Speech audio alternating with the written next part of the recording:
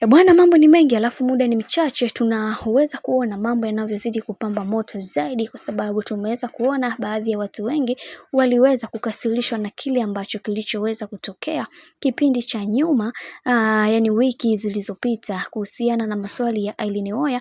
Na leo hii Kajala bwana ameweza kuchukizwa na kile ambacho kilichoweza kutokea, na ameweza kunena vitu vingi akisema ya kwamba kuanzia leo nataka kuvunja urafiki feki ambao uliopo kati yetu, kwa sababu naona kuna baadhi ya watu wamekuwa wakinizunguka pasipo mimi mwenyewe kuweza kuelewa na kutambua ni kitu gani ambacho nahitajika kuweza kukifanya. Kiukweli hichi kitu kimekuwa kikiniumiza kwa muda mrefu, hivyo ninaamini kupitia nyie nitakuwa nimejifunza vitu vingi sana, kujua marafiki wazuri ni wapi na marafiki feki ni wapi, na hili ikawe funzo hata kwa watu wengine. Baki unakuta una uwezo wa kumsaidia mtu, lakini mambo ambayo yanakuja kukufanyia katika maisha yako ni zaidi ya uadui. Hivyo tunatakiwa kuweza kujifunza kutokana na makosa ambayo tumekuwa tukiyatenda katika maisha yetu. Kiukweli Kajala Masanja ameongea huko akiwa anatoa machozi kutokana na kile ambacho kinachoendelea. Ameweza kuongea kwa uchungu wa hali ya juu na kusema